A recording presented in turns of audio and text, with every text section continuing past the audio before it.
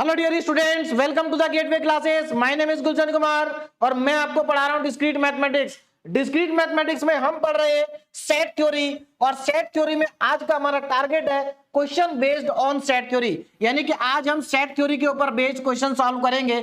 Lecture को start करने से पहले मैं एक बार उन स्टूडेंट्स को बता देता हूं जिनको अभी तक नहीं पता है कि अगर आप डिस्क्रीट मैथमेटिक्स को गेटवे क्लासेस ऐप पर पढ़ते हैं तो आपको गेटवे क्लासेस ऐप पर क्या क्या मिलेगा।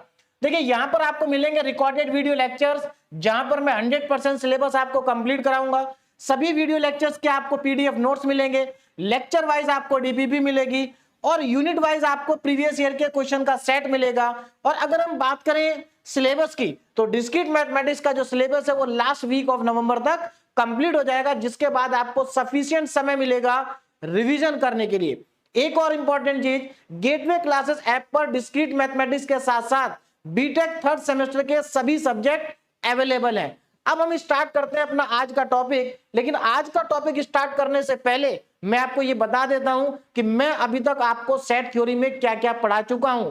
तो ध्यान दीजिए, देखिए लेक्चर नंबर 1 में हमने पढ़ा था सेट क्या होता है, और वहां पर कुछ स्टैंडर्ड सेट के बारे में भी मैंने आपको बताया था।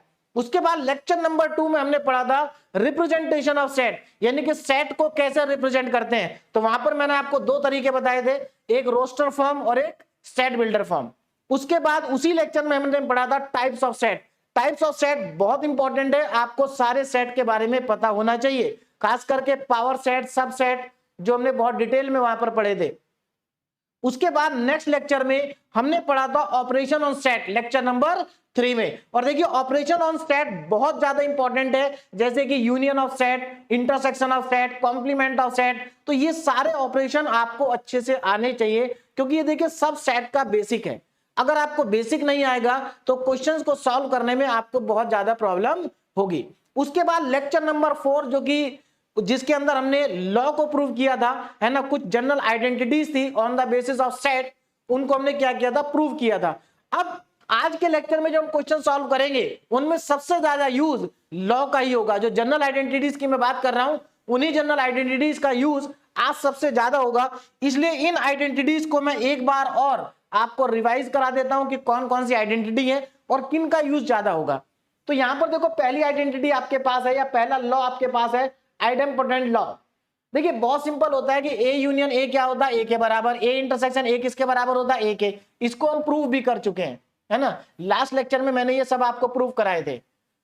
कम्यूटेटिव लॉ, यानी कि ए यूनियन बी और बी यूनियन ए बराबर ही होता है, ए इंटरसेक्शन बी करो या बी इंटरसेक्शन ए करो बराबर ही होता है। उसके बाद यहां पर नेक्स्ट आता है associative law. A union B पहले करो और फिर यूनियन करो उसके साथ सी का, तो ये किसके इक्वल होगा, A union B union C के बराबर होगा। देखो यहां पर कुछ हो नहीं रहा, पहले देखो इसका मतलब क्या है कि यहां पर पहले ए और बी का यूनियन करा, फिर इस पूरे सेट का यूनियन करा सी के साथ, और राइट साइड में क्या कहा गया कि पहले बी का यूनियन करा सी के साथ और फिर बी यूनियन सी का यूनियन करा ए के साथ, तो ये क्या होगा, इक्वल होगा। इसको हम कहते हैं एसोसिएटिव लॉ। इसको भी मैं आपको लास्ट लेक्चर में प्रूव करा चुका हूं, और ये एग्जामिनेशन पॉइंट ऑफ व्यू से बहुत इंपॉर्टेंट है। इनमें से कोई सा भी लॉ आपसे एग्जाम में पूछा जा सकता है। सबसे ज्यादा पूछा जाता है इनमें डिमॉर्गन्स लॉ, लेकिन बाकी लॉ भी आपसे पूछे जा सकते हैं। सबसे ज्यादा भले डिमॉर्गन पूछा जाता है, लेकिन बाकी लॉ भी यूनिवर्सिटी में कभी ना कभी आ चुके हैं, इसलिए आपको ये सारे लॉ आने चाहिए। जैसे मान लीजिए एग्जाम में आपके आता है कि स्टेट डिमॉर्गन्स लॉ, तो यहां पर स्टेट में आपको कोई थ्योरी नहीं लिखनी है, आप सीधे लिखेंगे for any two sets A and B, और उसके बाद ये दोनों लिख देंगे। तो यही इनका क्या है, स्टेटमेंट है। तो अब वहां पर आपको ऐसा नहीं सोचना कि स्टेट डिमॉर्गन लॉ कहा गया है तो आपको कि वहां पर थ्योरी लिखनी है, कुछ थ्योरी नहीं लिखनी है आपको सिर्फ यहां पर लिख देंगे for any two set A and B, और उसके बाद ये दोनों लिख देंगे। तो ये सारे लॉ इंपॉर्टेंट है। अब मैं आज के जो हम क्वेश्चन सॉल्व करेंगे उनमें सबसे ज्यादा यूज होने वाले जो लॉ हैं वो ये दोनों हैं, डिस्ट्रीब्यूटिव लॉ और डिमॉर्गन्स लॉ। बहुत ज्यादा यूज होगा इनका आज के क्वेश्चंस में, तो अच्छे से दोनों को देख लीजिए। डिस्ट्रीब्यूटिव लॉ देखो क्या होता है, ए यूनियन, यहां यूनियन है और यहां इंटरसेक्शन है, तो देखो क्या होगा, ए जो यहां पर ये यूनियन वाला सिंबल बना हुआ है, तो ए यूनियन बी, देखो ए यूनियन बी, और ये वाला जो इंटरसेक्शन है ये बीच में आएगा, तो ए यूनियन बी फिर ए यूनियन सी। यानी कि आप ऐसा सोच सकते हैं कि ये ए जो है बी के साथ भी जाएगा और सी के साथ भी जाएगा, और बीच में क्या आएगा, यूनियन, और मिडिल में आएगा इंटरसेक्शन। यहां पर देखो ये इंटरसेक्शन है, तो ये ए बी के साथ जाएगा, इंटरसेक्शन का सिंबल आएगा, A intersection B, A intersection C, और बीच में आएगा यूनियन। तो ये लॉ बहुत इंपॉर्टेंट है, आज के क्वेश्चन में बहुत ज्यादा यूज होंगे। De Morgan law, A union B का कॉम्प्लीमेंट, ये देखिए यहां पर ये जो डैश लगा है, यहां पर डैश की जगह सी भी लिख सकते हैं, तो ए यूनियन बी का क्या है, कॉम्प्लीमेंट है। देखो आपको मैंने बताया था डी मॉर्गन्स लॉ को याद करना बहुत आसान है, ए यूनियन बी का कॉम्प्लीमेंट, ए इंटरसेक्शन बी का कॉम्प्लीमेंट और होल कॉम्प्लीमेंट है। देखो जब आप इसको ओपन करेंगे तो ये यूनियन इंटरसेक्शन में बदल जाएगा, यानी कि जब आप ब्रैकेट को हटाएंगे तो कॉम्प्लीमेंट दोनों के ऊपर लग जाएगा और यूनियन किस में बदल जाएगा, इंटरसेक्शन में। यहां पर इंटरसेक्शन किस में बदल जाएगा, यूनियन में। तो ये आपको अच्छे से याद होने चाहिए। इसके आगे और भी बहुत सारे देखो आइडेंटिटी लॉ इंपॉर्टेंट है, इनका यूज भी करेंगे। देखो अगर आप ए का यूनियन नल सेट के साथ लेंगे तो ए ही आएगा, क्योंकि आप यूनियन ले रहे हैं, नल सेट में तो कुछ होता नहीं है, तो इसका मतलब सेट ए ही आ जाएगा। अगर आप ए का इंटरसेक्शन यूनिवर्सल सेट के साथ लेंगे तो देखो यहाँ इंटरसेक्शन है, तो इंटरसेक्शन में तो कॉमन एलिमेंट आते हैं, तो कॉमन आएंगे तो इसका मतलब यहाँ पर ए वाले सारे एलिमेंट आ जाएंगे, क्योंकि यूनिवर्सल सेट के अंदर, यूनिवर्सल सेट सबका सुपर सेट होता है, यूनिवर्सल सेट के अंदर तो वो सारे एलिमेंट होंगे जो ए के अंदर है, इसलिए यहां पर ए आ गया। अगर आप किसी भी सेट का यूनियन यू के साथ करते हैं तो यू ही आता है। यहां पर देखो ए का इंटरसेक्शन नल सेट के साथ है, तो इनमें दोनों में कुछ भी कॉमन नहीं होगा, तो इसका मतलब ये नल सेट ही आएगा। इन्वोल्यूशन लो, अगर दो बार कॉम्प्लीमेंट कर दें तो वापस ए आ जाएगा, तो देखो ये ज्यादा इंपॉर्टेंट है, इसका यूज करेंगे हम ना। कॉम्प्लीमेंट लॉ ये भी इंपॉर्टेंट है। देखो यहां पर अगर आप ए का यूनियन करें ए कॉम्प्लीमेंट के साथ तो पूरा यूनिवर्सल सेट आ जाता है। देखिए ये जो चीजें है ना, ये वेन डायग्राम से ज्यादा समझ में आती हैं, और मैंने आपको वेन डायग्राम से ये सारी चीजें समझाई थी ऑपरेशन ऑन सेट जब मैंने आपको पढ़ाया था। देखिए अगर मान लो ये यूनिवर्सल सेट है और इसके अंदर एक सेट है ए, ये ए है और इसके बाहर का जितना भी एरिया है ये ए कॉम्प्लीमेंट है, तो अगर आप ए और ए कॉम्प्लीमेंट का यूनियन कर देंगे तो पूरा का पूरा यूनिवर्सल सेट ही तो आ जाएगा। अगर आप ए का ए कॉम्प्लीमेंट के साथ इंटरसेक्शन करेंगे तो कुछ भी नहीं आएगा, क्योंकि दोनों में कुछ भी कॉमन नहीं है, तो नल सेट आ जाएगा। अगर आप देखो ये यूनिवर्सल सेट है, ये क्या है, यूनिवर्सल सेट रेक्टेंगल, अगर आप इसका कॉम्प्लीमेंट करेंगे तो यूनिवर्सल सेट के बाहर कुछ होता ही नहीं है, नल सेट आएगा। और अगर आप नल सेट का कॉम्प्लीमेंट करेंगे तो यू आ जाएगा, क्योंकि नल सेट में कोई एलिमेंट नहीं है, उसका अगर आप कॉम्प्लीमेंट करेंगे तो सारे एलिमेंट आ जाएंगे, यानी कि यूनिवर्सल सेट आ जाएगा। और उसके बाद एब्जॉर्प्शन लॉ है ना, एब्जॉर्प्शन लॉ। तो ये सारे जो लॉ हैं आपको पता होने चाहिए, इंपॉर्टेंट जो ज्यादा क्वेश्चन में यूज होते हैं 6, 8 और सबसे ज्यादा यूज होते हैं 4 और 5। क्लियर है? तो जो ज्यादा इंपॉर्टेंट है उन पे मैंने टिक लगा दिया। अब हम क्या करते हैं, क्वेश्चन स्टार्ट करते हैं। देखिए पहला क्वेश्चन देखिए क्या है, बहुत सिंपल सा क्वेश्चन है। क्या कहा गया जरा ध्यान दीजिए। लेट ए, यहां पर एक सेट दे रखा आपको ए, देन कैलकुलेट, और आपसे कहा कि A union P A calculate करिए। यहां पर जो पी ए है वो पावर सेट है, तो देखो ए सेट तो हमें दे रखा है ना, और हमें ए यूनियन पी ए करना है, तो पहले तो जो दे रखा है उसको मैं लिख लेता हूं। तो यहां पर हमें ए सेट दे रखा है, देखिए गिवन क्या है आपको, सेट ए गिवन है, और इसके अंदर जो एलिमेंट है वो ए कॉमा बी है, ठीक। उसके बाद अब पावर सेट हमें नहीं दे रखा है, तो पावर सेट हमें निकालना पड़ेगा। पावर सेट क्या होता है, ए का पावर सेट। देखिए किसी भी सेट का पावर सेट कैसे कैलकुलेट करते हैं ये मैं आपको अच्छे से डिटेल में पढ़ा चुका हूं जब मैंने आपको पढ़ाया था टाइप्स ऑफ सेट। क्लियर है? देखो तो आपको अगर इस ए का पावर सेट निकालना है तो पहले आपको इस ए के सबसेट निकालने पड़ेंगे। नाउ सबसेट ऑफ ए के सबसेट निकालिए। तो ए के सबसेट क्या क्या होंगे जरा ध्यान देना। ए के सबसेट देखो, एक तो इसका सबसेट होगा नल सेट। अब नल सेट को चाहे तो आप 5 लिखें या फिर 2 कर्ली ब्रैकेट बना दे और बीच में कुछ ना लिखें, तो ये दोनों रिप्रेजेंटेशन नल सेट की होती हैं। तो एक तो 5 आ गया इसका सबसेट है ना। दूसरा सबसेट क्या आएगा जरा ध्यान देना। पहला तो 5 आ गया, दूसरा ए आ जाएगा, तीसरा बी आ जाएगा, और फोर्थ ए कॉमा बी आ जाएगा। तो इसके कितने सबसेट होंगे? 4 होंगे, क्योंकि नंबर ऑफ सबसेट कितने होते हैं, किसी भी सेट के जो नंबर ऑफ सबसेट होते हैं वो 2 की पावर n होता है, और n क्या है यहां पर, number of elements in set. तो यहां पर 2 एलिमेंट है 2, तो यहां पर 2 की पावर 2 हो जाएगी 4। यानी कि अगर किसी सेट में 2 एलिमेंट है तो उसके पावर उसके सबसेट कितने होंगे? 4 होंगे। अगर यहां पर 3 होते तो इसके सबसेट 8 बनते। चलिए अब व्हाट इज पावर सेट, अब ये तो सबसेट है ना, पावर सेट क्या होगा? तो पावर सेट में मैंने आपको बताया था कि power set is the collection of all the subset, यानी कि power set is a set या power set is a collection of all the subset. अगर आप इन सभी सबसेट का एक सेट बना दें तो उसको पावर सेट कहते हैं। तो यहां पर देखो मैं इन सभी एलिमेंट को, ये जो जितने भी सबसेट हैं, इसको मैं एक और सबसेट के अंदर लिख रहा हूं। तो देखिए 5 कॉमा ए कॉमा बी कॉमा ए कॉमा बी। अब यहां पर जरा ध्यान देना, देखो ये अब इस सेट, इस पावर सेट के लिए ये एलिमेंट का काम कर रहे हैं। किसका काम कर रहे हैं? एलिमेंट का काम कर रहे हैं। क्लियर है? अब हमसे पूछा क्या था वो देख लेते हैं। हमसे पूछा था A union P A union P A union P A हमसे पूछा। अब जरा ध्यान से देखो, ए यूनियन पी ए मतलब आपको इसका और इसका यूनियन लेना है। तो क्या इसमें कुछ कॉमन है? यहां पर ए कॉमा बी है और यहां पर ए कॉमा बी कहीं भी नहीं है। अब देखो यहां कंफ्यूजन नहीं होना चाहिए आपको, आप ऐसा मत सोचना कि सर ए कॉमा बी तो ये लिखा ना, ये पूरा का पूरा एलिमेंट ये है, ये पूरा इस सेट के लिए एक एलिमेंट है। क्या है? एलिमेंट है। तो आप ध्यान रखना इस सेट के अंदर ए कॉमा बी है और इस सेट के अंदर ए कॉमा बी कहीं पर भी नहीं है। आप कंफ्यूजन नहीं होना चाहिए कि सर ए कॉमा बी ये लिखा, नहीं, ये पूरा का पूरा इस सेट के लिए एक एलिमेंट है। बात समझ में आ रही? ये कर्ली ब्रैकेट भी इस एलिमेंट के अंदर ही इंक्लूड हो गए हैं, जबकि यहां पर कर्ली ब्रैकेट सेट को रिप्रेजेंट कर रहे हैं। तो ये यहां पर इंपॉर्टेंट है कि यहां पर कुछ भी कॉमन नहीं है। बात समझ में आ रही? यानी कि इसके अंदर एक ए और बी एलिमेंट है, जबकि इसके अंदर 5 एलिमेंट है। ये अब इसको ये नहीं कहेंगे कि ये सर एक ए एलिमेंट ये रहा और बी एलिमेंट ये रहा, नहीं है, क्योंकि इसके बाहर कर्ली ब्रैकेट भी लगा। ये पूरा का पूरा एलिमेंट का काम कर रहा है। इस सेट के अंदर कहीं है क्या ऐसा एलिमेंट? नहीं है। तो इसमें कुछ भी कॉमन नहीं है। इसका मतलब इसमें क्या क्या आएगा जरा ध्यान देना।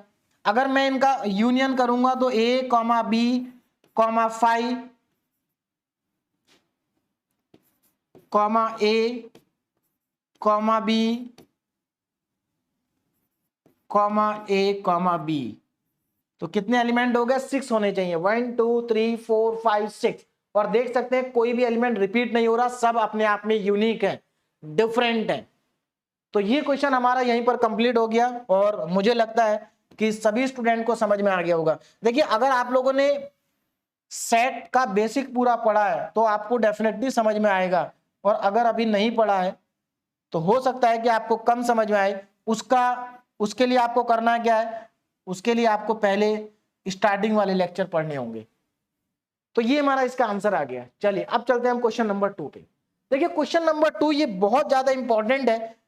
एक्चुअल में ये एक इंपॉर्टेंट रिजल्ट भी है ना, ये बहुत ज्यादा इंपॉर्टेंट है। ये इंपॉर्टेंट इसलिए ज्यादा है क्योंकि ये जो रिजल्ट यहां से आपको मिलेगा, इस रिजल्ट का यूज करेंगे बहुत सारे क्वेश्चंस के अंदर।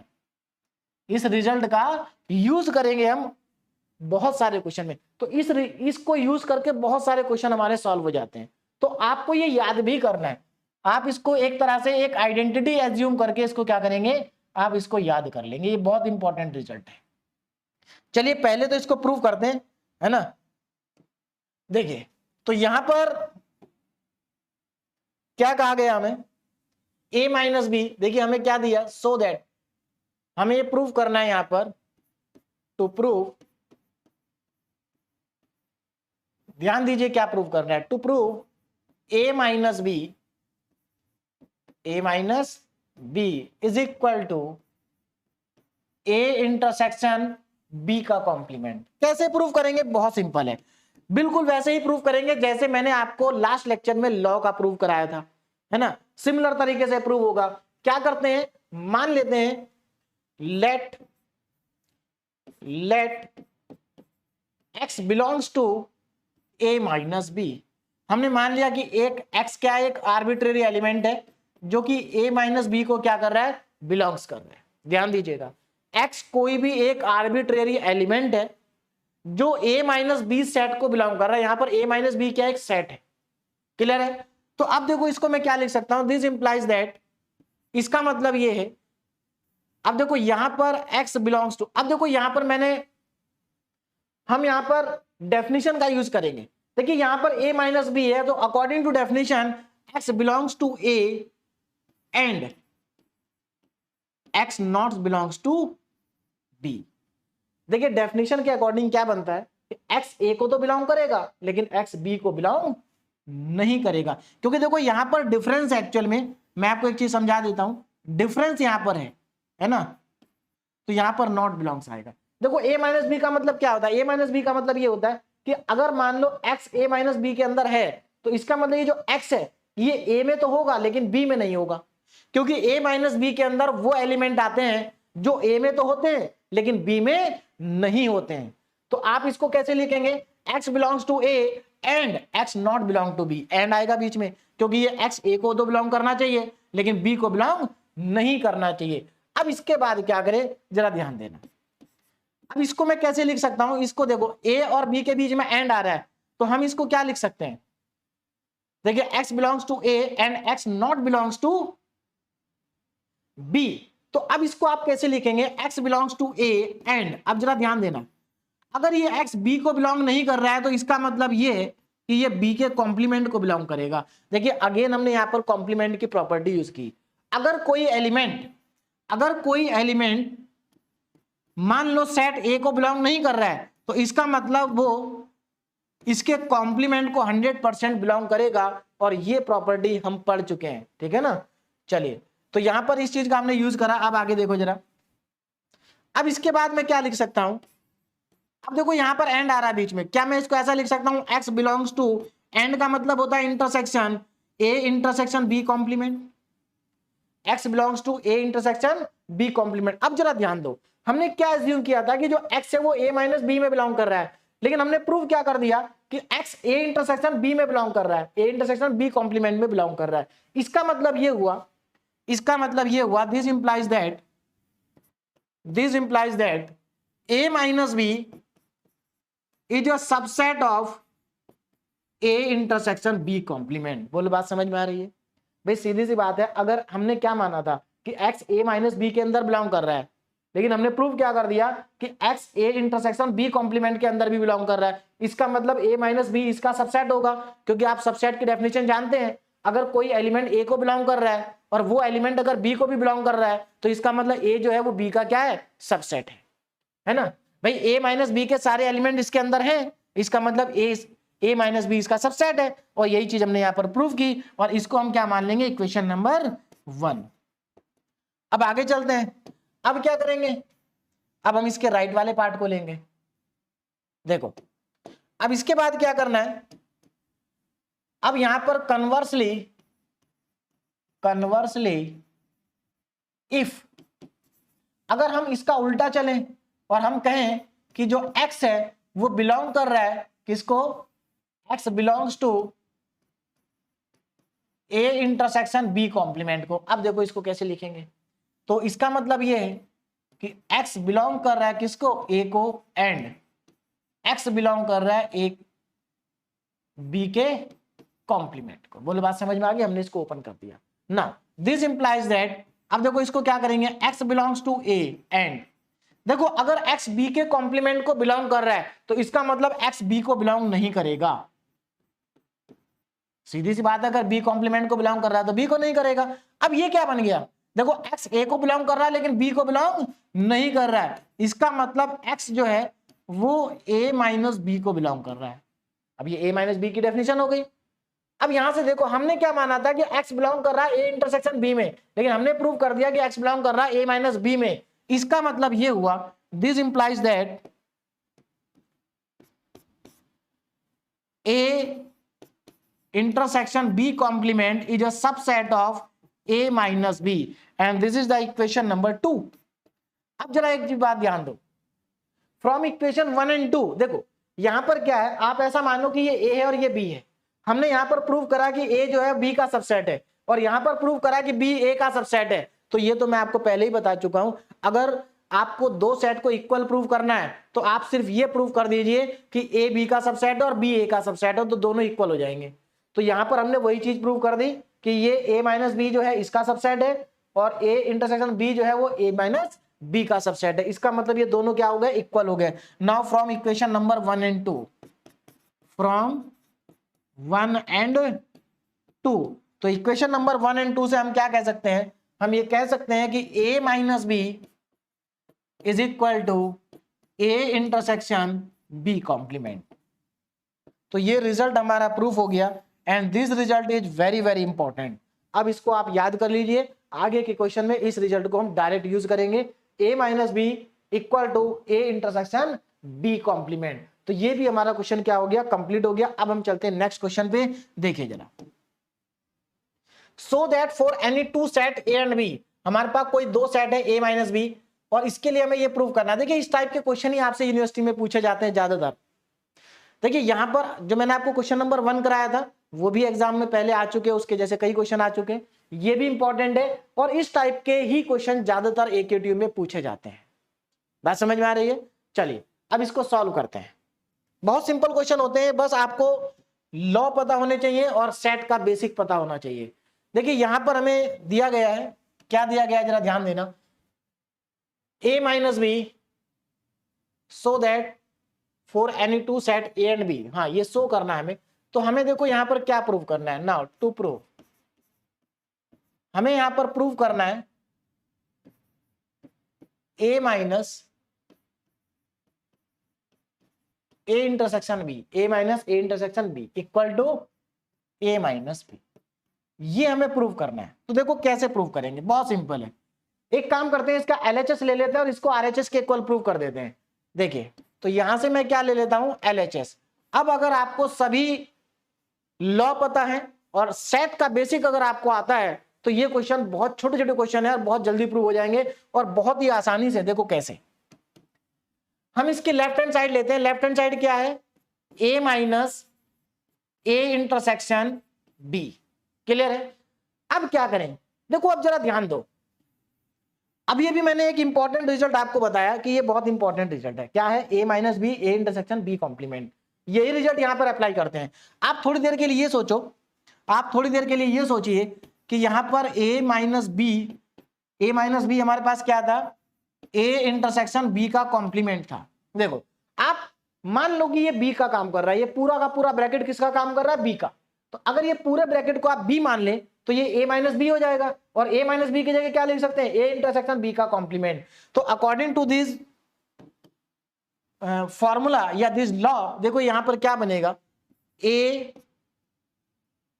इंटरसेक्शन, देखो a इंटरसेक्शन, और यहां पर क्या आ जाएगा, पूरा का पूरा b का काम कर रहा है, इसका कॉम्प्लीमेंट आ जाए। कॉम्प्लीमेंट को आप c से भी लिख सकते हैं और डैश से भी लिख सकते हैं। बोलो बात समझ में आ गई? दूसरी चीज, आपने यहां पर जो भी आप लॉ यूज करते हैं उस लॉ को आप इसके सामने लिख दें, है ना। देखिए मैं यहां लिख देता हूं, मैंने यहां पर क्या यूज करा, a minus B is equal to a complement a intersection b complement, इसका मैंने यूज किया। भाई आप यहां पर जो भी फॉर्मूला यूज कर रहे हैं उस फॉर्मूले को आप यहां पर लिख दें। आगे बढ़ते हैं, देखिए अब यहां से अब क्या करेंगे, जरा ध्यान दो, a इंटरसेक्शन, अब क्या करें, देखो अब तो यहां पर डी मॉर्गन्स लॉ लग जाएगा। देखो a इंटरसेक्शन b का कॉम्प्लीमेंट बन रहा है, डी मॉर्गन्स लॉ। देखो a इंटरसेक्शन b का कॉम्प्लीमेंट, डी मॉर्गन लॉ लगेगा। तो ये सब याद होंगे तभी आप लगा पाएंगे। देखिए a इंटरसेक्शन, तो डी मॉर्गन्स लॉ लगाऊंगा तो देखो इंटरसेक्शन यूनियन में कन्वर्ट हो जाएगा, और ये आ जाएगा a का कॉम्प्लीमेंट यूनियन b का कॉम्प्लीमेंट। बोलो बात समझ में आ गई, a का कॉम्प्लीमेंट यूनियन b का कॉम्प्लीमेंट। अब क्या करें, हमें उधर a माइनस बी लाना है। चलिए अब यहां पर अगर आप ध्यान दो, अब यहां पर कौन सा लॉ लग रहा है, नाउ अप्लाई डिस्ट्रीब्यूटिव लॉ। यहां पर अप्लाई करेंगे आप डिस्ट्रीब्यूटिव लॉ। देखो डिस्ट्रीब्यूटिव लॉ क्यों लग रहा है, यहां इंटरसेक्शन है या यूनियन है, तो अगर मैं यहां पर डिस्ट्रीब्यूटिव लॉ लगाऊं तो देखो क्या हो जाएगा, a इंटरसेक्शन a कॉम्प्लीमेंट, है ना। एक देखो a का इसके साथ मल्टीप्लाई होगा, मतलब a का इंटरसेक्शन इसके साथ आएगा, फिर बीच वाला साइन आएगा यूनियन, उसके बाद a का इंटरसेक्शन b कॉम्प्लीमेंट के साथ। मैं c का यूज कर रहा हूं तो सब जगह c लिख देता हूं, ये लीजिए। बोलो बात समझ में आ गई? तो ये a इंटरसेक्शन a का कॉम्प्लीमेंट और ये a इंटरसेक्शन बी का कॉम्प्लीमेंट। इतना हमारा आ गया। आगे चलते हैं। और यहां पर हमने क्या किया, हमने यहां पर यूज किया डिस्ट्रीब्यूटिव लॉ। तो यहां पर लिख देता हूं बाय डिस्ट्रीब्यूटिव लॉ। देखिए आपको लिखना पड़ेगा कि आप कौन सा लॉ यूज कर रहे हैं, बाय डिस्ट्रीब्यूटिव लॉ, है ना। चलिए अब आगे चलते हैं। देखो अब इसके बाद क्या होगा, जरा ध्यान देना। यहां पर अगर आप ध्यान दें, ए इंटरसेक्शन ए कॉम्प्लीमेंट, अगर आप ए का एक एक कॉम्प्लीमेंट के साथ इंटरसेक्शन करते हैं तो क्या आएगा। देखिए ये चीज समझ में वेन डायग्राम से ज्यादा आती है। देखो ये मेरे पास सेट ए है और ये सेट ए का कॉम्प्लीमेंट है। क्या है, सेट ए का कॉम्प्लीमेंट, ठीक है ना। ये सेट ए है और ये सेट ए का कॉम्प्लीमेंट। अगर मैं इन दोनों का इंटरसेक्शन करूं तो इनके अंदर तो कुछ भी कॉमन नहीं है, नल सेट। तो इसका मतलब ये तो नल सेट हो गया, लेफ्ट साइड में क्या हो गया, नल सेट। तो null set union A intersection B complement, ये आ गया हमारे पास। अब आगे देखो जरा। अब एक बात बताइए, अगर आप नल सेट का किसी भी सेट के साथ अगर यूनियन लेते हैं, देखिए सारी प्रॉपर्टी यहां पर यूज हो जाएंगी। अगर आप किसी भी सेट का यूनियन नल सेट के साथ लेते हैं तो वापस वही सेट आ जाता है। ये प्रॉपर्टी मैंने अभी देखो बताई थी आपको कि अगर आप सेट ए का यूनियन नल सेट के साथ लेंगे तो ए ही आएगा। देखो सारे रिजल्ट इंपॉर्टेंट है, सब आपको आते होंगे तभी आप अच्छे से इसको कर पाएंगे। चलिए तो यहां पर ए का इंटरसेक्शन ए कॉम्प्लीमेंट के साथ क्या आ गया, नल सेट आ गया। अब नल सेट का यूनियन ये पूरा सेट है, इसके साथ करेंगे तो वापस वही सेट आ जाएगा, ए इंटरसेक्शन बी कॉम्प्लीमेंट, यही आ जाएगा। और ए इंटरसेक्शन बी कॉम्प्लीमेंट क्या होता है, ए इंटरसेक्शन बी कॉम्प्लीमेंट क्या होता है, तो ये तो हमारा फॉर्मूला जो हमने शुरू में यूज करा था। यहां पर देखो ए माइनस बी क्या होता है, ए इंटरसेक्शन बी कॉम्प्लीमेंट। तो ए इंटरसेक्शन बी कॉम्प्लीमेंट की जगह क्या लिख सकता हूं मैं, ए माइनस बी। तो यहां पर इसकी जगह क्या आ जाएगा, ए माइनस बी। अगेन इसका रीजन लिख दो आगे, ऐसा क्यों करा आपने, since A minus B is equal to A intersection B complement. अब जरा यहां पर ध्यान से देखो, क्या यही आरएचएस था, ए माइनस बी। देखो ए माइनस बी आ गया, तो इसका मतलब क्या हुआ, इसका मतलब ये हुआ एलएचएस इक्वल टू आरएचएस। और जब एलएचएस इक्वल टू आरएचएस हो गया तो इसका मतलब हमारा रिजल्ट प्रूव हो गया, हेंस प्रूव्ड। तो मेरे ख्याल से सभी स्टूडेंट को समझ में आ गया होगा और ये भी पता चल गया होगा इस एक क्वेश्चन से कि हमें सारे लॉ आने चाहिए, हमें सेट का बेसिक आना चाहिए, हमें सेट पे लगने वाले सारे ऑपरेशन आने चाहिए और टाइप्स ऑफ सेट भी हमें पता होना चाहिए। तो सब बेसिक चीजें हैं, उनको अच्छे से रिवाइज करिए, ज्यादा डिफिकल्ट नहीं है। देखिए डिफिकल्ट उसको लगता है सेट जो सेट का बेसिक समझने की कोशिश नहीं करता है, उसको नहीं पढ़ता है। अगर आप सेट का बेसिक पढ़ेंगे, उसको समझने की कोशिश करेंगे तो सेट थ्योरी बहुत आसान है, बहुत आसानी के साथ आप इसको कर सकते हैं, ज्यादा समय आपको नहीं लगेगा। नेक्स्ट क्वेश्चन सॉल्व करते हैं, क्वेश्चन नंबर 4। देखो अगेन फिर से वैसा ही क्वेश्चन है, ए का यूनियन करना है बी माइनस ए के साथ और हमें प्रूव करना है ए यूनियन बी। चलिए जल्दी से करते हैं। तो यहां पर हमारे पास देखो हमें क्या करना है, नाउ टू प्रूव, क्या प्रूव करना है उसको मैं लिख लेता हूं, A union B minus A union B minus A equal to में ए यूनियन बी, ये प्रूव करना है। तो एक काम करते हैं, इसकी लेफ्ट हैंड साइड लेते हैं और स्टार्ट करते हैं प्रूफ। एलएचएस, एलएचएस क्या है, ए यूनियन बी माइनस ए, ये हमारे पास एलएचएस है। स्टार्ट करते हैं, ए यूनियन बी माइनस ए। चलिए क्या करेंगे, अगेन हमारे पास बी माइनस ए आ रहा है, तो एक काम करते हैं, ए यूनियन, देखो बी माइनस ए को क्या लिख सकते हैं आप, बी इंटरसेक्शन ए का कॉम्प्लीमेंट। कैसे लिखा, again same result, since A minus B कितना होता है, ए इंटरसेक्शन बी कॉम्प्लीमेंट। बस इसी रिजल्ट का यूज करा मैंने यहां पर, और बी माइनस ए को बी इंटरसेक्शन ए कॉम्प्लीमेंट में बदल दिया। अब यहां पर देखो फिर से डिस्ट्रीब्यूटिव लॉ लग रहा है, देखिए डिस्ट्रीब्यूटिव लॉ लग रहा है, बहुत इंपॉर्टेंट है डिस्ट्रीब्यूटिव लॉ। चलिए अप्लाई कर देते हैं, देखिए कितना आएगा। अगर मैं यहाँ पर डिस्ट्रीब्यूटिव लॉ लगाता हूं तो देखिए यहां पर क्योंकि यूनियन है तो ए यूनियन बी, और फिर बीच में आएगा इंटरसेक्शन, और ए यूनियन ए का कॉम्प्लीमेंट, ये आ जाएगा। अब यहां पर जरा ध्यान दो, ये तो बहुत ही छोटा सा हो गया। देखो और आगे क्या लिख सकते हैं यहां पर हम, ए यूनियन बी इंटरसेक्शन। अब यहां पर जरा ध्यान देना, अगर आप किसी सेट का यूनियन उसके कॉम्प्लीमेंट के साथ करते हैं तो क्या आता है, यू आता है, यूनिवर्सल सेट। देखो ये रही है, अगर आप किसी सेट का यूनियन उसके कॉम्प्लीमेंट के साथ करते हैं तो यू आएगा। क्लियर है? चलिए यू आ गया, बस हो गया प्रूफ। अब इसके बाद देखो क्या है, लास्ट स्टेप है। क्या आएगा लास्ट स्टेप में, देखो जरा यहां से अगर आप देखें, अगर आप किसी भी सेट का इंटरसेक्शन यूनिवर्सल सेट के साथ करते हैं, किसी भी सेट का, अगर आप किसी भी सेट का इंटरसेक्शन यूनिवर्सल सेट के साथ करते हैं तो वही वापस ए सेट ही आएगा, क्योंकि इंटरसेक्शन में केवल ए वाले एलिमेंट ही कॉमन होंगे, क्योंकि ए वाले एलिमेंट तो यू में है ही, तो कॉमन कौन से हो गए, ए एलिमेंट, ए सेट के एलिमेंट कॉमन हो गए। तो यहां पर इन दोनों का इंटरसेक्शन हो रहा है, तो जब आप इन दोनों का इंटरसेक्शन करोगे तो ये ए इन यूनियन बी आ जाएगा, और यही तो हमारी राइट हैंड साइड थी। इसका मतलब LHS इक्वल टू RHS। तो यहां से LHS इक्वल टू RHS हमने प्रूफ कर दिया, और हमारा रिजल्ट भी यहां पर क्या हो गया, प्रूफ हो गया, हेंस प्रूव्ड। देखिए कितना आसान है, अगर आपको लॉ पता है, सेट का बेसिक अगर आपको पता है, तो कोई भी क्वेश्चन ऐसा आ जाए आप कर सकते हैं, है ना। हाँ कई बार ऐसा हो सकता है कि लेफ्ट साइड से ना प्रूफ हो, राइट साइड से हो। अभी तो हमारे सब लेफ्ट से ही हो रहे हैं। आगे बढ़ते हैं, क्वेश्चन नंबर 5। देखिए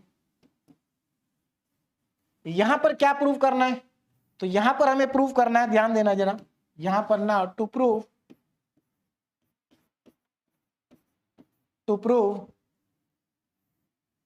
यहां पर मुझे प्रूव करना है A minus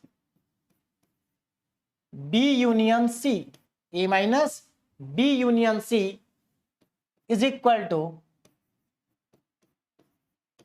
A minus B intersection A minus C. ये प्रूव करना है, बहुत सिंपल है। देखिए क्या करेंगे, जरा ध्यान देना अभी जरा।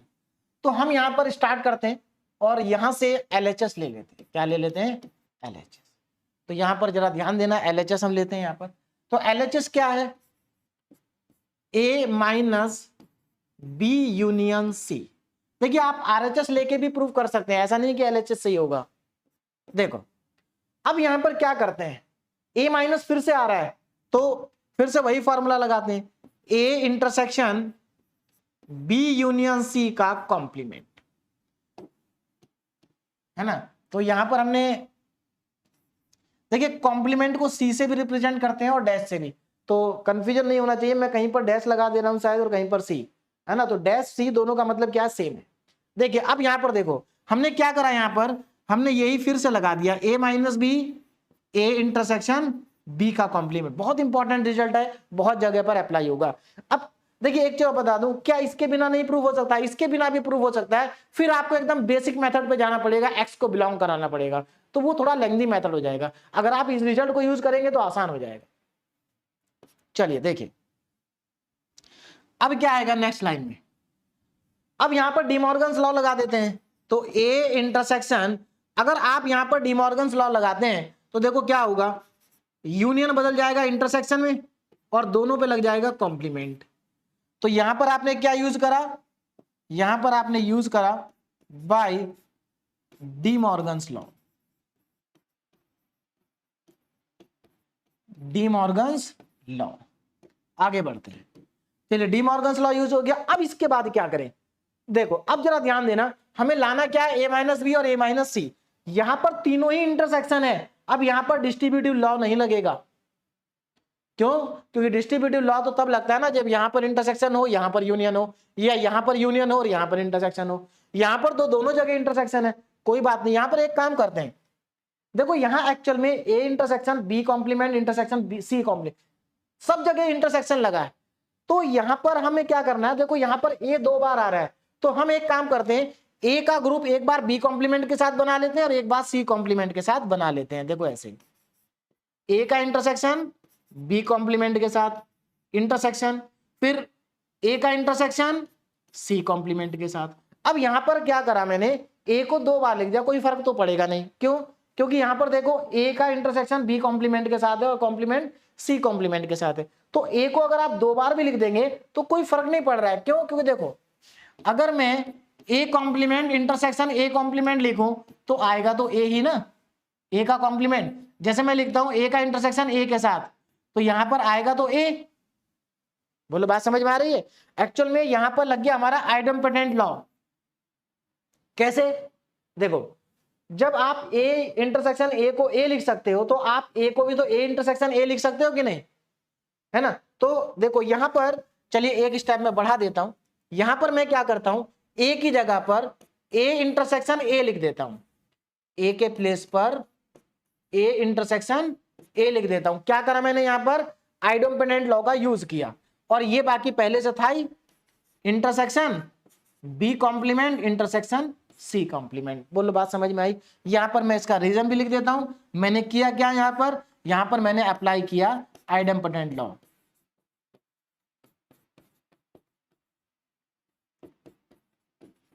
बोलो बात समझ में आ गई? अब आगे बढ़ते हैं। देखो अब देखिए इसके बाद नेक्स्ट स्टेप में क्या आ जाएगा, जरा ध्यान दे। देखो अब मैं क्या करता हूं, सारे इंटरसेक्शन है तो मैं इस एक ए का ग्रुप तो बना लेता हूं बी कॉम्प्लीमेंट के साथ और एक का बना लेता हूं सी कॉम्प्लीमेंट के साथ, क्योंकि सारे इंटरसेक्शन है, इनको आगे पीछे करके लिख देंगे तो कोई फर्क नहीं पड़ रहा। तो ए के साथ बी कॉम्प्लीमेंट को लिख देते हैं और सी के साथ इसको लिख देते हैं। तो यहां से क्या आ जाएगा, ए इंटरसेक्शन बी कॉम्प्लीमेंट, है ना, फिर इंटरसेक्शन, फिर से चलिए दोबारा देखिए। देखो ए इंटरसेक्शन बी कॉम्प्लीमेंट, फिर से intersection, A intersection C complement. अब यहां से देखो हमने ऐसा किया क्यों, क्योंकि देखो हमें दिखाई दे रहा था यहां ए माइनस बी और ए माइनस सी आ रहा है, इसीलिए हमने ऐसा किया। चलिए इक्वल टू, क्योंकि देखिए जब आप किसी चीज को प्रूव करते हैं, एलएचएस को आरएचएस के इक्वल प्रूव करते हैं, तो हमेशा ध्यान रखना आपको आरएचएस से ही हिंट मिलता है कि आपको करना क्या है। क्लियर है ना? जैसे बहुत सारे क्वेश्चन आप सॉल्व करते हैं, फॉर एग्जांपल ट्रिग्नोमेट्री के जब आप क्वेश्चन सॉल्व करते हैं, सबसे ज्यादा क्वेश्चन ट्रिग्नोमेट्री में आते हैं प्रूविंग वाले, जहां पर आप एलएचएस को आरएचएस के इक्वल प्रूव करते थे, तो वहां पर आपको हिंट कहां से मिलता था, आरएचएस से। सिमिलर तरीके से यहां भी आपको हिंट मिलेगा आरएचएस से। अब देखो यहां पर ए इंटरसेक्शन बी कॉम्प्लीमेंट है, तो क्या मैं इसको लिख सकता हूं ए माइनस बी, क्योंकि ए माइनस बी का ही फॉर्मूला है। इंटरसेक्शन ए इंटरसेक्शन सी है, इसको क्या लिख सकते हैं, ए माइनस सी। कैसे लिखा, इसका रीजन भी लिख दो आगे, since A minus B equal to A intersection B complement. बोलो बात समझ में आ गई? तो यहां से हमें क्या पता चल गया, यहां से हमें पता चला कि एलएचएस इक्वल टू आरएचएस है। हमने प्रूव कर दिया कि एलएचएस इक्वल टू आरएचएस है, और यही हमें प्रूव करना था। तो हमारा रिजल्ट यहां पर फाइनली प्रूव हो गया, हेंस प्रूव्ड। अब चलते हैं नेक्स्ट क्वेश्चन पे। नेक्स्ट क्वेश्चन देखते हैं क्या है। Now if ABC are the 3 sets, अगर एबीसी 3 सेट है तो हमें शो करना है कि ये रिजल्ट बराबर है। तो चलिए करते हैं। यहां पर देखिए बिल्कुल पहले की तरह ही करना है, कुछ इसमें अलग नहीं है, एकदम सिंपल क्वेश्चन है। स्टार्ट करते हैं। सबसे पहले देखिए हमें यहां पर प्रूव क्या करना, नाउ टू प्रूव, सब एक ही जैसे question. To prove A minus B intersection C, A minus B intersection C is equal to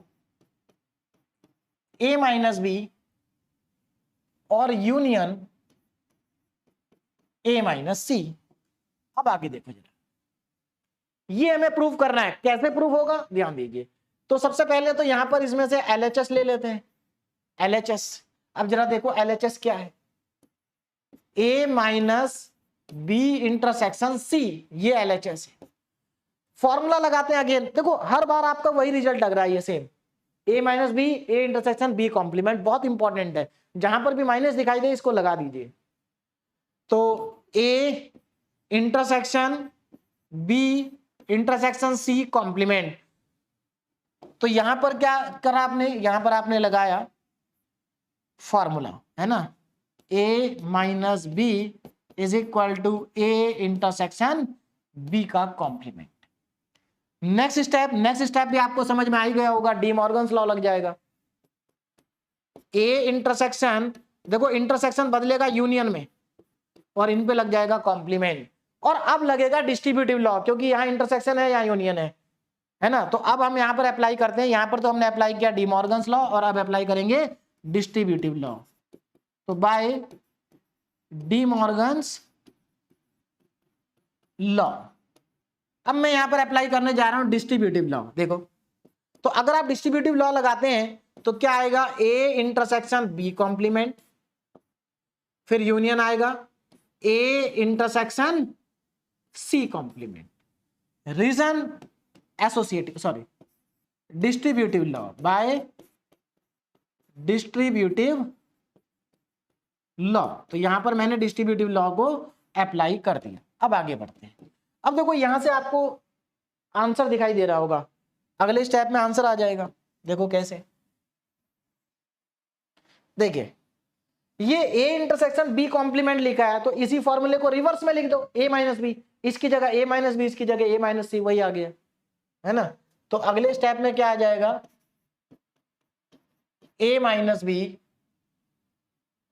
union A minus C. Reason आप बता दीजिए, reason again same, since A minus B is equal to A intersection B complement होता है ना। चलिए, तो यहां से हमने क्या प्रूव कर दिया, LHS equal to RHS, LHS equal to RHS हमारा प्रूव हो गया, है ना। और यही हमें प्रूव करना था, hence proved, hence proved. Next question देखिए, question number 7, if ABC are the three set then so that, ये हमें दे रखा है, इसको हमें A के इक्वल प्रूव करना है ना। तो चलिए प्रूव करते हैं। तो मेरे ख्याल से अब आपको समझ में आने लगा होगा कि ये सब क्वेश्चन बहुत आसान है, बस आपको सेट का बेसिक आना चाहिए, और इसीलिए मैंने सेट का बेसिक आपको पूरा एक साथ पढ़ा दिया है। देखिए सेट थ्योरी में मैं आपको सेट थ्योरी का कंप्लीट बेसिक पढ़ा चुका हूं जो आपके सिलेबस में है। अब सिर्फ जितने भी क्वेश्चन आप कर सकते हैं वो क्वेश्चंस आप सॉल्व करिए, बाकी आपको कुछ नहीं करना। जितना बेसिक मैंने पढ़ाया उसको बार बार रिवाइज करिए, तब जाकर के आपके क्वेश्चंस बहुत अच्छे से और बहुत ही आसानी से हो जाएंगे। चलिए टू प्रूव, तो यहां पर क्या प्रूव करना है जरा ध्यान देना, A intersection B, A intersection B union A minus B, और इसको इक्वल प्रूव करना ए के। चलिए स्टार्ट करते हैं, बहुत सिंपल है। देखो क्या करना है, इसकी पहले LHS लेफ्ट हैंड साइड ले लो, इसकी LHS ले लेते हैं। देखिए A intersection B union A minus B, तो इस ए माइनस बी में फॉर्मूला लगा दो। तो A intersection B union A intersection B का कॉम्प्लीमेंट, यही तो आएगा, ए इंटरसेक्शन बी का कॉम्प्लीमेंट। चलिए अब यहां पर ए इंटरसेक्शन बी और यूनियन ए इंटरसेक्शन बी का हमारे पास क्या आ गया, कॉम्प्लीमेंट आ गया। चलिए अब यहां पर देखो, अब क्या करें, ए इंटरसेक्शन बी, अब देखो यहां पर, हाँ यहां पर अगेन हम क्या करेंगे, एसोसिएटिव प्रॉपर्टी लगाएंगे। क्या लगाएंगे, सॉरी डिस्ट्रीब्यूटिव लॉ लगाएंगे। देखो कैसे, एक्चुअल में डिस्ट्रीब्यूटिव लॉ होता क्या है हमारे पास, जरा उसको ध्यान से समझे। A intersection B union C is equal to, यही तो होता है डिस्ट्रीब्यूटिव लॉ।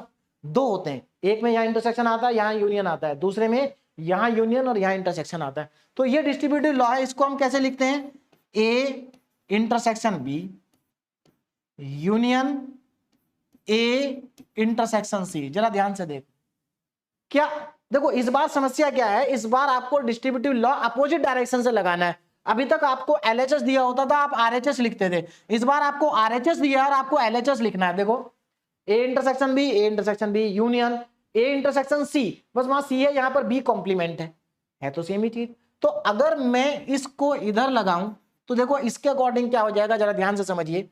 तो यहां पर मेरा ये क्या बनेगा, राइट हैंड साइड लिखिए, ध्यान रखना कि C की जगह B कॉम्प्लीमेंट है, C की जगह क्या है, B कॉम्प्लीमेंट है। तो यहां पर मेरा क्या बनेगा, A इंटरसेक्शन, देखो A intersection B union B का कॉम्प्लीमेंट, B का क्या आएगा, कॉम्प्लीमेंट आएगा। बोलो बात समझ में आ गई। देखो किया क्या हमने, हमें यहां पर दिया था A intersection B, A intersection B union A intersection B का कॉम्प्लीमेंट, और यहां पर था C, यानी कि जहां पर C है वहां पर हमें B कॉम्प्लीमेंट लिखना है, बाकी सब कुछ वही है। तो देखो A B और वहां पर बस B कॉम्प्लीमेंट आ गया। तो इसके आगे आप क्या लिखेंगे ना, क्या करा आपने यहां पर आपने यूज किया, देखो पहले तो यहां पर रीजन लिख देंगे आप, यहां पर आपने यूज किया since A minus B equal to A intersection B complement, ये यूज किया। यहां पर आपने क्या यूज किया, बाय डिस्ट्रीब्यूटिव लॉ, यहां पर आपने यूज किया डिस्ट्रीब्यूटिव लॉ। बात समझ में आ गई, तो कंफ्यूजन नहीं होना चाहिए, यहां पर भी हमने डिस्ट्रीब्यूटिव लॉ ही लगाया है, बस हमें इस बार RHS दिया था, हमने LHS लिख दिया। नाउ नेक्स्ट स्टेप देखिए, नेक्स्ट स्टेप में क्या आएगा जरा ध्यान देना। अब B यूनियन, अगर आप किसी भी सेट का यूनियन उसके कॉम्प्लीमेंट के साथ करेंगे तो यूनिवर्सल सेट आ जाएगा। इसका मतलब यहां से अगला स्टेप मेरा आएगा A इंटरसेक्शन U, क्योंकि ये यूनिवर्सल सेट बन जाएगा। क्या बन जाएगा, यूनिवर्सल सेट। यहां पर लिख दीजिए since A union A complement equal to U। अगर आप किसी सेट का यूनियन उसके कॉम्प्लीमेंट के साथ करते हैं तो यूनिवर्सल सेट आ जाता है, तो यहां पर भी यूनिवर्सल सेट ही आपका आ जाएगा। और आगे देखो, देखिए अगर आप किसी सेट का इंटरसेक्शन यूनिवर्सल सेट के साथ करते हैं तो वापस वही सेट आ जाता है, यानी कि अगर आप A का इंटरसेक्शन U के साथ करेंगे तो आपको मिलेगा A। क्या मिलेगा, A। बोलो बात समझ में आ गई। तो LHS इक्वल टू क्या हो गया, RHS हो गया। तो यहां से मैं कह सकता हूं LHS इक्वल टू RHS, और यही हमें प्रूव करना था, LHS इक्वल टू RHS, है ना। तो यहां पर क्या हो गया, हमारा रिजल्ट प्रूफ, हेंस प्रूफ। अब आगे चलते हैं और आज का लास्ट क्वेश्चन, इसको भी सॉल्व करते हैं। देखिए इंपॉर्टेंट है, ये भी यूनिवर्सिटी एग्जाम में पूछा जा चुका है और बहुत ही सिंपल सा। देखिए क्या कहा है कि अगर A B का सबसेट है तो B का जो कॉम्प्लीमेंट होगा वो A का सबसेट होगा। देखिए बहुत सिंपल सी बात है, पहले मैं आपको इसको वेन डायग्राम से समझाता हूं। देखो अगर मैं इसका वेन डायग्राम बनाऊं, ये मेरे पास एक यूनिवर्सल सेट है U, यूनिवर्सल सेट। मान लेते हैं इसके अंदर एक सेट है A, ये A सेट है। फिर इसके, अब क्योंकि A B का सबसेट है, इसका मतलब A B के अंदर आएगा। देखो A B का सबसेट है, इसका मतलब क्या है, इसका मतलब ये है कि जो सेट A के एलिमेंट है वो सारे के सारे सेट B में भी हैं, तभी तो ये A का सबसेट होगा। तो यानी कि सेट A छोटा है, सेट B बड़ा है, क्योंकि A जो है वो B का क्या है, सबसेट है। तो अब यहां पर जरा ध्यान दो, A जो है B का सबसेट है, यानी कि ये वाली जो सिचुएशन है, ये वाली सिचुएशन यहां बनी हुई है। क्लियर है। अब हमें प्रूव करना है कि अगर मैं कॉम्प्लीमेंट कर दूं तो देखो अभी कौन बड़ा, अभी B बड़ा है, A छोटा है। लेकिन अगर मैं A का कॉम्प्लीमेंट करता हूं, किसका कॉम्प्लीमेंट करता हूं, A का, तो देखो A के कॉम्प्लीमेंट में कौन सा एरिया आएगा, जरा ध्यान देना। A के कॉम्प्लीमेंट में ये पूरा एरिया आ जाएगा। ये पूरा का पूरा क्या है, ये पूरा का पूरा A कॉम्प्लीमेंट है। इस सेट A के बाहर जितना भी एरिया ये कॉम्प्लीमेंट है। अब जो सेट B है वो सेट B है, और अगर मैं इस B का कॉम्प्लीमेंट करूं तो B का कॉम्प्लीमेंट केवल इस सेट से बाहर वाला एरिया होगा। B का कॉम्प्लीमेंट इससे बाहर वाला होगा, यानी कि कहने का मतलब ये है A का कॉम्प्लीमेंट तो यहां से स्टार्ट हो जाएगा, और जो B का कॉम्प्लीमेंट है, जो B का कॉम्प्लीमेंट है वो स्टार्ट होगा यहां से। तो अब मुझे बताओ कि कौन बड़ा है। अब अगर आप देखो तो A का कॉम्प्लीमेंट बड़ा है, और ए के कॉम्प्लीमेंट में बी का कॉम्प्लीमेंट भी आ रहा है, इसका मतलब बी का कॉम्प्लीमेंट ए के कॉम्प्लीमेंट का क्या हो गया, सब सेट हो गया। तो ये तो हो गया वेन डायग्राम से, लेकिन हम बिना वेन डायग्राम के प्रूव कर देते। देखिए कैसे, देखो यहां पर क्या है, हमें क्या गिवन है, हमें गिवन है, हमें यहां पर गिवन देखिए क्या है, हमें गिवन है कि जो ए है वो बी का सबसेट है। अगर ए बी का सबसेट है तो क्या मैं ऐसा कह सकता हूं, मान लो हमारे पास एक एलिमेंट है एक्स, देखो अगर if x belongs to set A, अगर x एक आर्बिट्रेरी एलिमेंट है जो ए सेट में बिलोंग कर रहा है। अब मुझे एक बात बताओ, जो एलिमेंट ए में बिलोंग करेगा क्या वो एलिमेंट बी में भी बिलोंग करेगा? 100% करेगा, क्योंकि ए जो है वो बी का सबसेट है। तो अगर x ए में बिलोंग कर रहा है तो इसका मतलब ये है कि ये x बी में भी बिलोंग करेगा। बोलो बात समझ में आ गई? ठीक, अब देखो आगे ना, ये तो हो गया कि x अगर a को बिलोंग कर रहा है तो x b को भी बिलोंग करेगा। अब मान लेते हैं, देखो अगर x b को बिलोंग कर रहा है, x किसको बिलोंग कर रहा है? b को। अब मान लो अगर x b के कॉम्प्लीमेंट को बिलोंग कर रहा है, किसको बिलोंग कर रहा है? कॉम्प्लीमेंट को। अगर x b के कॉम्प्लीमेंट को बिलोंग कर रहा है, अब जरा b का कॉम्प्लीमेंट देखो कहां आएगा, b का कॉम्प्लीमेंट इसके बाहर आएगा, ठीक है ना, बी का कॉम्प्लीमेंट इसके बाहर आएगा। एक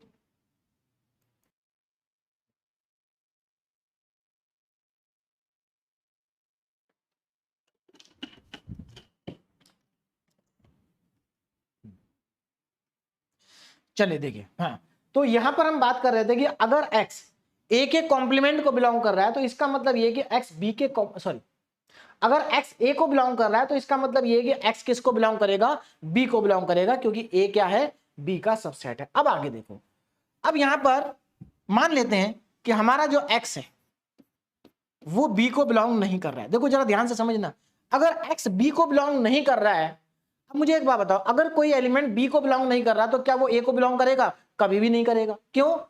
क्योंकि b तो बड़ा सेट है ना, अगर कोई एलिमेंट b के अंदर ही नहीं है तो वो a के अंदर कैसे आ जाएगा? तो इसका मतलब अगर कोई एलिमेंट b को बिलोंग नहीं कर रहा है तो इसका मतलब ये है कि वो एलिमेंट a को भी बिलोंग नहीं करेगा। बोलो बात समझ में आ गई? अब यहां पर थोड़ा सा दूसरी तरीके से देखो, अगर x b को बिलोंग नहीं कर रहा है तो इसका मतलब 100% x इसके कॉम्प्लीमेंट को बिलोंग करेगा, है ना। और अगर x a को, यहां पर नॉट बिलोंग, अगर x a को बिलोंग नहीं कर रहा है तो इसका मतलब x इसके कॉम्प्लीमेंट को बिलोंग करेगा। अब जरा यहां पर ध्यान देना, अगर x b के कॉम्प्लीमेंट को बिलोंग कर रहा है तो इसका मतलब ये है कि x a के कॉम्प्लीमेंट को भी बिलोंग करेगा। यानी कि अगर x b के कॉम्प्लीमेंट को बिलोंग कर रहा है तो a के कॉम्प्लीमेंट को बिलोंग करेगा। इसका मतलब जो b का कॉम्प्लीमेंट है वो a के कॉम्प्लीमेंट का क्या हो गया? सबसेट हो गया। तो यहां से हमें this implies that b complement is a subset of a complement and this is the final result। और यही हमें क्या करना था? प्रूव करना था। हेंस चलिए, तो ये हमारे आज के लेक्चर के कुछ इंपॉर्टेंट क्वेश्चंस थे, है ना। और ये क्वेश्चंस ही देखिए, जो क्वेश्चंस मैंने कराए हैं इसी टाइप के क्वेश्चन यूनिवर्सिटी एग्जाम में बहुत ज्यादा पूछे जाते हैं और इंपॉर्टेंट है। देखिए सेट थ्योरी की मैं अगर बात करूं तो सेट थ्योरी में ऐसा नहीं है कि रेगुलर क्वेश्चन आते हैं। हर साल सेट थ्योरी से यूनिवर्सिटी एग्जाम में क्वेश्चन नहीं आता है, कभी आता है कभी नहीं आता है। लेकिन जब भी आता है, जो क्वेश्चन मैंने आपको कराए इन्हीं क्वेश्चन में से आता है, इनसे अलग कोई क्वेश्चन नहीं आता है, ठीक है। तो इसी टाइप के क्वेश्चन करेंगे और जो एक्स्ट्रा इंपॉर्टेंट क्वेश्चन हो सकते हैं वो मैंने यहां पर लिख दिए। तो यहां पर एक्चुअल में, क्योंकि मैंने अभी तक आपको डीपीपी नहीं दी थी, मैंने डीपीपी अभी तक आपको इसलिए नहीं दी थी कि पहले मैं आपको सेट थ्योरी पूरा पढ़ा दूं, उसका बेसिक पूरा कंप्लीट करा दूं, उसके बाद ही आपको डीपीपी दूंगा। तो एक्चुअल में लेक्चर वाइज आपको डीपीपी देनी थी, इसीलिए देखो मैंने यहाँ पर डीपीपी 1 to 5 एक साथ कर दिया है। ये 1 से लेके 5 तक डीपीपी के सारे क्वेश्चन मैंने आपको एक साथ दे दिए। आप इन क्वेश्चन को सॉल्व करिए, इनका सॉल्यूशन भी आपको जल्दी मिल जाएगा। देखिए यहाँ पर state De Morgan's law and absorption law, ये 2021 और 22 में एकेडमी में पूछा भी जा चुका है। ये देखिए proof for any two set A and B, देखो ये डिमॉर्गन्स लॉ प्रूव करने के लिए आ चुका है। और यहाँ पर मैंने सारे क्वेश्चन लिखे नहीं है, और भी बहुत सारे क्वेश्चन थे जो आ चुके हैं, जो मैंने पीछे करा दिए और कुछ के आगे मैंने लिखा नहीं है। यहां पर देखो जैसा क्वेश्चन मैंने आपको कराया बिल्कुल वैसा ही क्वेश्चन है, और ये 2022 और 23 यानी कि अभी जो पेपर हुआ था उसी में आया था। और नीचे कुछ इंपॉर्टेंट है, इस टाइप के क्वेश्चन भी बहुत बार आ चुके हैं कि आपको क्या करना है, इस सेट के सबसेट लिखने हैं। अभी तो यहां पर मैंने आपसे सबसेट पूछा, कभी कभी इसके पावर सेट पूछेगा, तो पावर सेट में क्या होता है, सारे सबसेट को कंबाइन करके लिख दो। तो ये इंपॉर्टेंट क्वेश्चन है जो आपको अपने आप ट्राई करने हैं। एक बार अपने आप इनको ट्राई करिए, कोशिश करिए सॉल्व करने की। अगर आप सेट का बेसिक पढ़ेंगे तो 100% आपके सारे क्वेश्चंस सॉल्व हो जाएंगे। ठीक है, तो इसके बाद नेक्स्ट लेक्चर में हम नेक्स्ट टॉपिक पढ़ेंगे। तो यहां पर हमारा जो सेट थ्योरी का इंपॉर्टेंट पार्ट था, या सेट थ्योरी जितना हमारे सिलेबस में था वो मैंने आपको कंप्लीट करा दिया है। कुछ और क्वेश्चन इसके जो इंपॉर्टेंट है वो मैं आपको बाद में करा दूंगा। ठीक है, तो अभी आप इन क्वेश्चन को प्रैक्टिस करिए। Okay, thank you so much.